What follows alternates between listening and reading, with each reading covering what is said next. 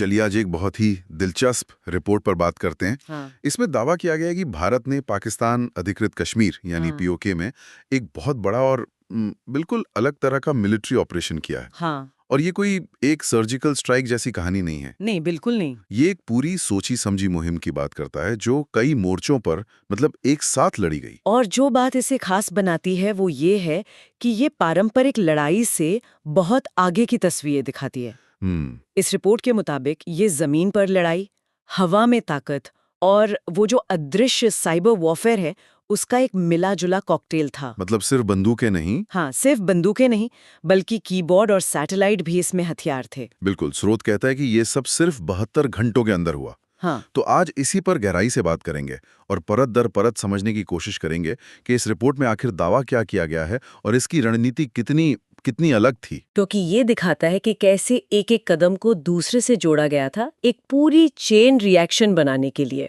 ठीक है, तो फिर शुरुआत करते हैं उस पहली चाल से जिसने इस रिपोर्ट के मुताबिक पूरे खेल का रुख ही बदल दिया। भारत ने सीधे किसी आतंकी कैंप या लॉन्च पैड पर नहीं, बल्कि पाकिस्तान के एक बहुत बड़े तेल डिपो पर हमला किया। हाँ, जो एलओसी से करीब 140 किलोमीटर अंदर था। यही बात, ये थोड़ा अजीब नहीं लगता? मतलब इतनी बड़ी कार्रवाई की शुरुआत एक तेल डिपो से क्यों? हाँ, पहली नजर में ये अजीब लग सकता है, पर सैन्य रणनीति के लिहाज से ये एक मास्टर स्ट्रोक था। अच्छा। इसे ऐसे समझिए जैसे शतरंज के खेल में आप सबसे पहले अपने विरोधी के सबसे ताकतवर मोहरे को, जैसे वजीर को, गेम से बाहर कर देते हैं। ये तेल डिपो कोई आम पेट्रोल पंप नहीं था। रिपोर्ट के मुताबिक यहीं से पाकिस्तानी सेना के लड़ाकू विमानों, टैंकों और यहां तक कि घुसपैठ के लिए इस्तेमाल होने वाली गाड़ियों तक को ईंधन सप्लाई होता था। मतलब ये उनकी पूरी सैन्य मशीन की जीवन रेखा थी। बिल्कुल। इस एक हमले का मतलब था कि पाकिस्तान के टैंक जहां थे वहीं खड़े रह गए। उनके फाइटर जेट्स उड़ान भरने से पहले 100 बार सोचते। अच्छा, अगर उन्हें ईंधन चाहिए भी तो देश के दूसरे हिस्सों से मंगवाना पड़ता, जिसमें घंटों या शायद दिन भी लग सकते थे। तो बात सिर्फ सप्लाई लाइन काटने की नहीं है। नहीं, सोचिए उस मनोवैज्ञानिक असर के बारे में। जब आपके सबसे सुरक्षित माने जाने वाले ठिकानों में से एक पर हमला होता है, तो सीमा पर लड़ रहे सैनिक का मनोबल वो अपने आप टूट जाता है। तो ये एक तरह से पूरी पाकिस्तानी फौज को एक जगह पर फ्रीज कर देने जैसा था, ताकि भारत को अपनी अगली चाल चलने के लिए खुला मैदान मिल जाए, बिल्कुल सही पकड़ा आपने। बिना किसी जवाबी कार्रवाई के डर के। भारत ने इस एक कार्रवाई से अपने लिए एक स्ट्रेटेजिक विंडो बना लिया, एक ऐसा मौका जहां दुश्मन शारीरिक और मानसिक दोनों तौर पर पंगु हो चुका था।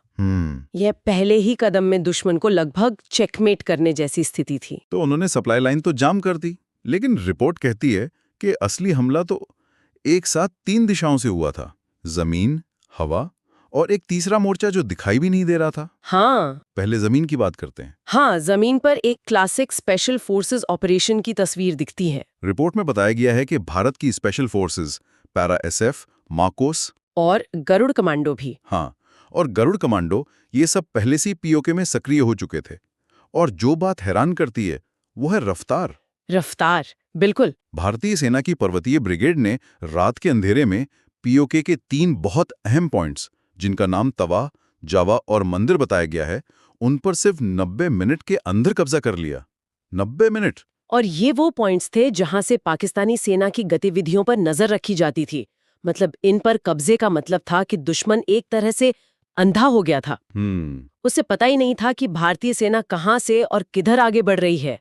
और जब जमीन पर यह हो रहा था तब आसमान में एक अलग ही कहानी चल रही थी। बिल्कुल। सुखोई 30, एमकेआई, राफेल, मिराज, तेजस सब एक्शन में थे। लेकिन रिपोर्ट में एक घटना का जिक्र है जो दिमाग चकरा देता है। श्रीनगर से उड़े मिराज 2000 ने पीओके के उत्तरी सेक्टर को कमांड करने वाले एक बैरक को सिर्फ 32 सेकंड में मलबे में बदल दिया। सिर्फ 32 सेकंड? हाँ, 32 सेकंड, ये तो पलक झपकने जैसा है। इतनी सटीकता कैसे हासिल की गई होगी? ये आधुनिक युद्ध की खासियत है। लेजर गाइडेड बॉम्ब और सटीक इंटेलिजेंस का मेल। 32 सेकंड का मतलब है कि जब तक उस बैरक में किसी को खतरे का एहसास होता, तब तक खेल खत्म। तब तक खेल खत्म हो चुका था। कोई जवाबी कार्रवाई का मौका ही नहीं मिला।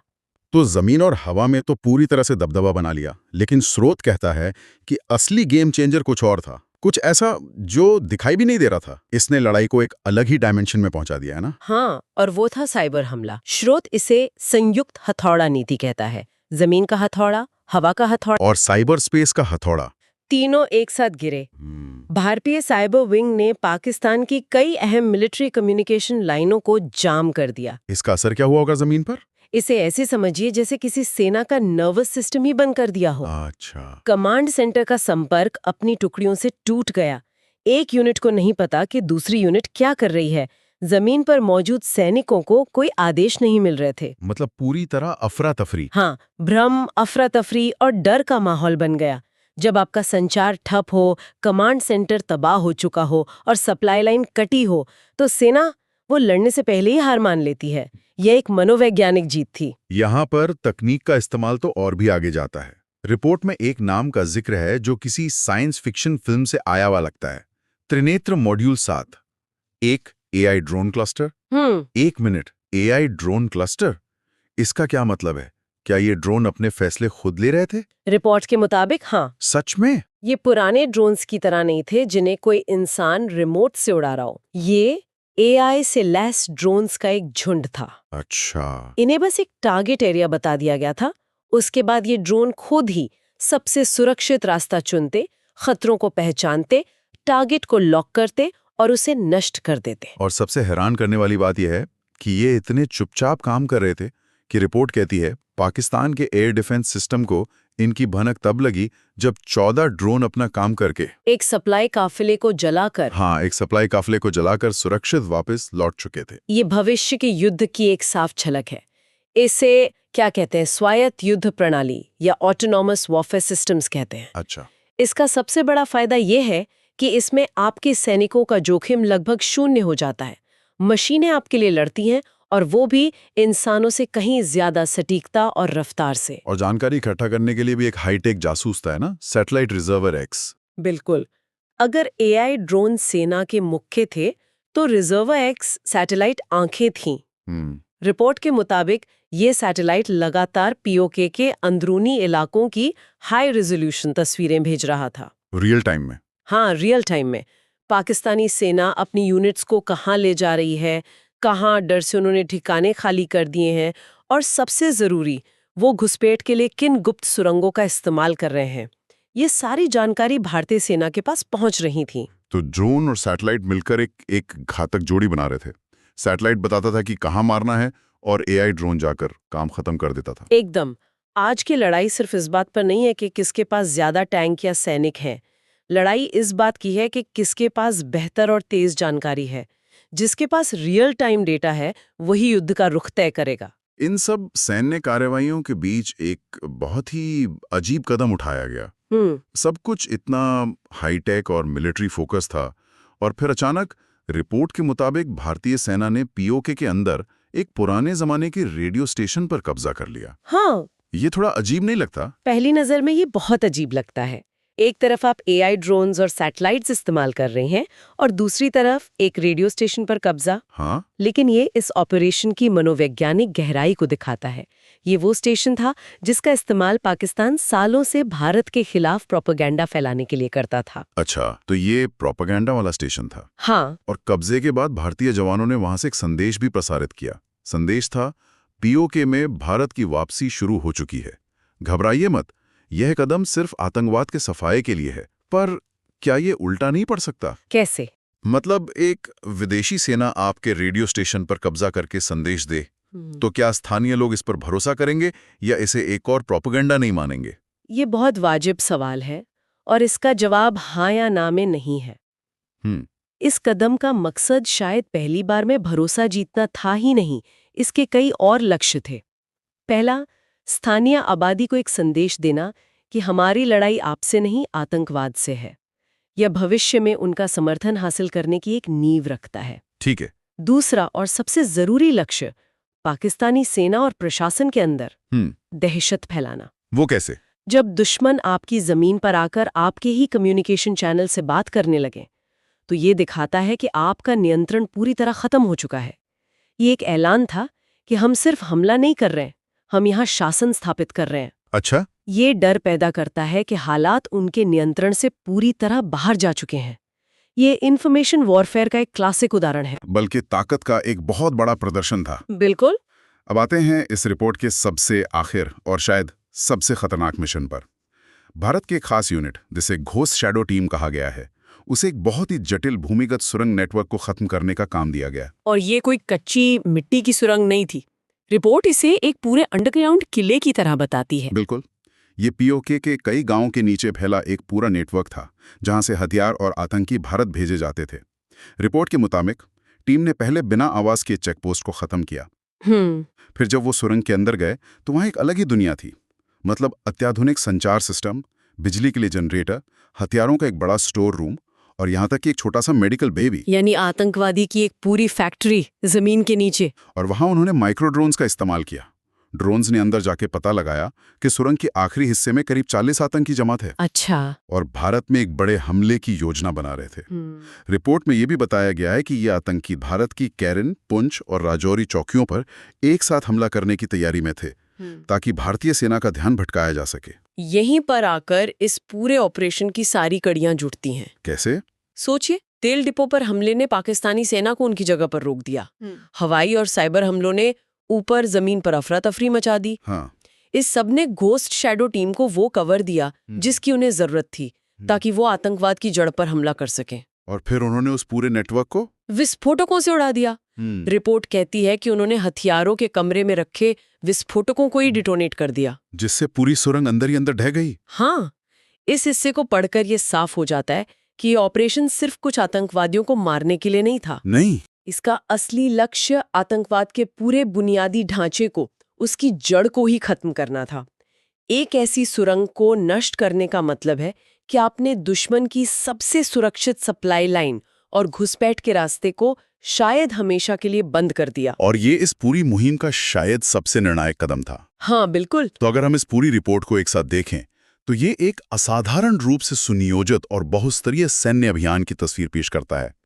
तेल डिपो पर हमले से दुश्मन को पंगु करने से लेकर जमीन और हवा में दबदबा बनाना, फिर एआई ड्रोन्स और साइबर हमले से दुश्मन को अंधा और बहरा करना, और आखिर में आतंकवाद की जड़ यानी सुरंग नेटवर्क को ही नष्ट कर देना। ऐसा लगता है कि हर कदम बहुत सटीकता से और एक दूसरे से जोड़कर उठाया गया था। बिल्कुल। ये रिपोर्ट पारंपरिक युद्ध की धारणाओं को पूरी तरह से चुनौती देती है। यह हमें बताती है कि आज का युद्ध सिर्फ गोलियां और बमों का नहीं है। ये डेटा, सिग्नल और नैरेटिव का युद्ध है, जहां ड्रोन और सैटेलाइट आपके सैनिक की आंखें बन जाते हैं और साइबर हमले दुश्मन को मानसिक रूप से पंगु कर देते हैं। लड़ाई अब सिर्फ सीमा पर नहीं, बल्कि हर जगह है। हाँ, हर उस जगह पर लड़ी जा रही है जहां सूचना का प्रवाह होता है। तो इस पूरी चर्चा से जो एक बड़ा सवाल मेरे मन में आ रहा है वो ये है कि अगर ये रिपोर्ट भविष्य की लड़ाइयों का एक नमूना है तो इसका मतलब क्या है? ये विश्लेषण एक बहुत ही विचारणीय प्रश्न छोड़ जाता है। जब कोई देश अपनी सैन्य रणनीति में तकनीक, खुफिया जानकारी और मनोवैज्ञानिक युद्ध का इस स्तर पर एकीकरण कर लेता है, तो सोचने वाली बात यह है कि क्या भविष्य में बॉर्डर या लाइन ऑफ कंट्रोल का वो मतलब रह जाएगा जो हम आज समझते हैं, या फिर भविष्य का बॉर्डर एक अदृश्य डिजिटल रेखा होगी जिसे वही नियंत्रित करेगा जिसके पास बेहतर तकनीक और सटीक जानकारी होगी। की स्थिति देख लीजिए, या फिर भारत के स्वार्म ड्रोन जिस जगह पर उतारे जा रहे हैं एलओसी, उस जगह की स्थिति देख लीजिए। लगातार भारत की सेना की प्रगति देख के अमेरिका, रूस, फ्रांस, ब्रिटेन और यहां तक कि इजराइल देश चुपचाप भारत को अपना इंटेलिजेंस सपोर्ट भी बढ़ा चुके हैं। वहीं बात करें, चीन ने तटस्थ बयान देने की कोशिश की, लेकिन उसे भी समझ आ गया कि भारत अब किसी भी प्रकार के दबाव में नहीं आने वाला है। पाक के पीएम शहबाज शरीफ और साथ ही सेना प्रमुख अब इस डर में जी रहे हैं कि भारत का अगला कदम कहीं मुजफ्फराबाद और उनकी राजधानी तक न पहुंच जाए, क्योंकि भारत गिलगित बाल्तिस्तान के क्षेत्र से बहुत ज्यादा दूरी नहीं रखता है। यही कारण है कि पाक की सेना ने रात में अपने कई प्रमुख ठिकानों को खाली करने शुरू कर दिए हैं। पाक की सेना लगातार बैकफुट पर जा रही है। उन्होंने उन अड्डों को खाली कर दिए हैं जहां पर कभी चौक की आम बहुत भारी मात्रा में थी, लेकिन भारतीय सेना की निगरानी इतनी मजबूत थी कि किसी भी मूवमेंट को तुरंत ड्रोन और सैटेलाइट के जरिए से ट्रैक कर लिया जा रहा है। भारत लगातार हर एक मूवमेंट को समझ रहा है। भारत हमेशा यह समझ रहा है कि किस चौकी को कब खाली किया गया। गिर चौके पर इस वक्त लगातार मूवमेंट रिकॉर्ड की जा रही है।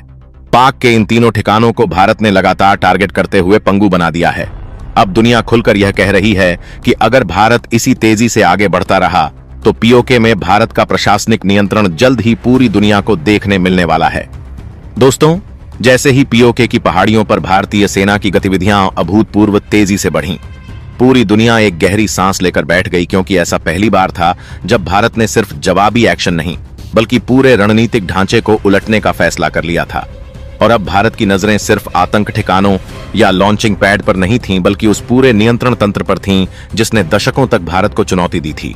और जब भारत ने ऑयल डिपो को ध्वस्त किया, वही क्षण था जिसने पाकिस्तान की सैन्य रीढ़ को झटका दे दिया, क्योंकि भारत को पता था कि बिना ईंधन के न तो टैंक आगे बढ़ सकते हैं, न पैदल सेना की सप्लाई लाइन बच सकती है, न ही एयरफोर्स के फाइटर जेट आसमान में उड़ सकते हैं।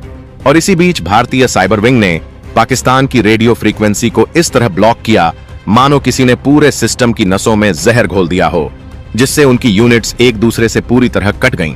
और जब पाकिस्तान अपनी ही बटालियनों से संपर्क नहीं कर पा रहा था, ठीक उसी समय भारतीय स्पेशल फोर्सेज की तीनों यूनिट्स मार्कोस, पारा एसएफ और गरुड़ पहले से निर्धारित कोड वर्ड निशांत विस्तार पर एक्टिव होती चली गईं।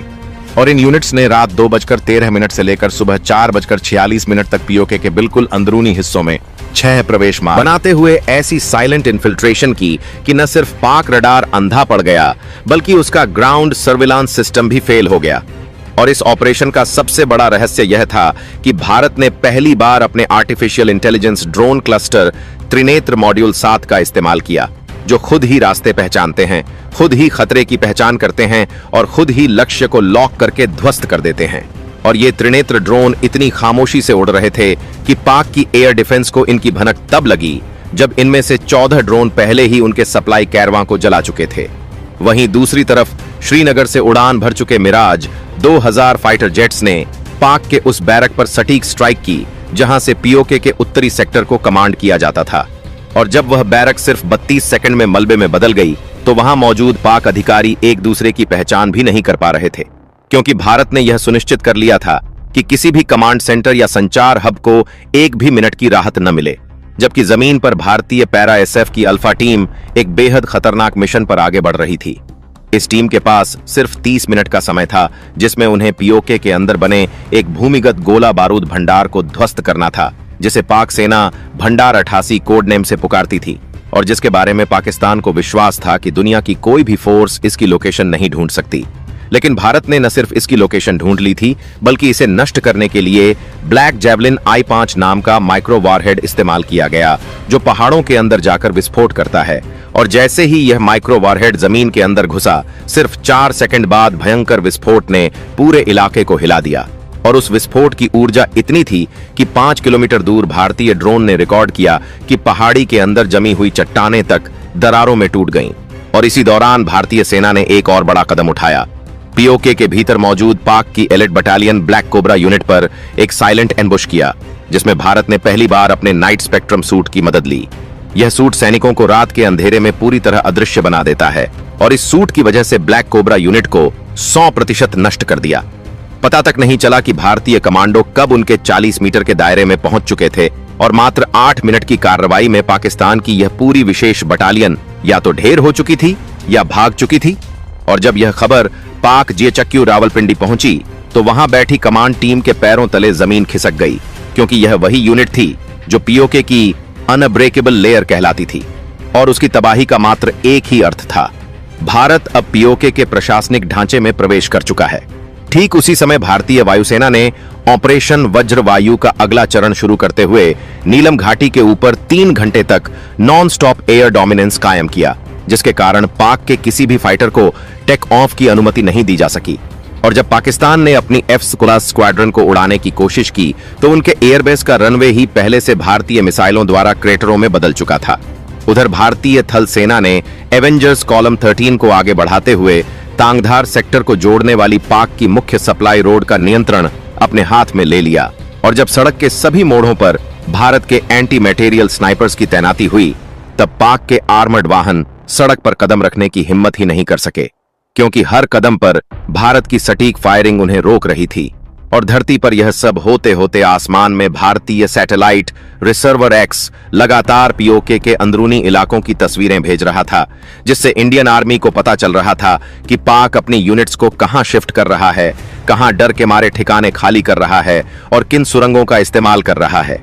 और जैसे ही भारत को पता लगा कि पाक की इंटेलिजेंस विंग 17 एक सुरंग के जरिए मुजफ्फराबाद से हथियारों को गुलपुर की ओर भेज रही है, भारतीय ड्रोन स्वार्म ने केवल 90 सेकंड में पूरी सुरंग को ध्वस्त कर दिया, जिससे पाक की सप्लाई लाइन वहीं खत्म हो गई। और अब पाकिस्तान के पास न ईंधन बचा था, न हथियार, न कम्युनिकेशन, न एयर सपोर्ट और न ही मनोबल। बल्कि अब भारतीय सेना ने एक और कदम आगे बढ़ाया, पीओके के भीतर उस रेडियो स्टेशन पर कब्जा करना जिसकी मदद से पाकिस्तान प्रचार फैलाता था। और जैसे ही इस स्टेशन का नियंत्रण भारत के हाथ आया, भारतीय जवानों ने पहली बार वहां से एक संदेश प्रसारित किया, पीओके में भारत की वापसी शुरू हो चुकी है, घबराइए मत, यह कदम सिर्फ आतंकवाद के सफाए के लिए है। और इस संदेश ने पीओके के लोगों में उम्मीद की लहर पैदा कर दी। वहीं पाक सेना में दहशत की, क्योंकि अब भारत सिर्फ हमला नहीं बल्कि नियंत्रण स्थापित कर रहा था। और यह वही डर था जिससे पाक वर्षों से भागता रहा। लेकिन अब भारत रुकने वाला नहीं था। पीओके में भारतीय सेनाओं की यह आंधी थमने का नाम नहीं ले रही थी। और इसी आंधी के बीच भारत के स्ट्राइक कमांड ने एक और गुप्त ऑपरेशन को सक्रिय कर दिया था, जिसके बारे में ना पाक को भनक थी और ना ही दुनिया को। क्योंकि भारत जानता था कि अब यह लड़ाई केवल सीमाओं तक नहीं बल्कि आतंक के पूरे ढांचे को जड़ से उखाड़ने की थी। और इसके लिए भारत ने अपनी सबसे खामोश लेकिन सबसे घातक यूनिट घोस्ट शैडो टीम को तैनात कर दिया था, जिनकी मौजूदगी का पता दुश्मन को तब तक नहीं चलता जब तक वे अपना काम पूरा करके वापस न लौट जाएं।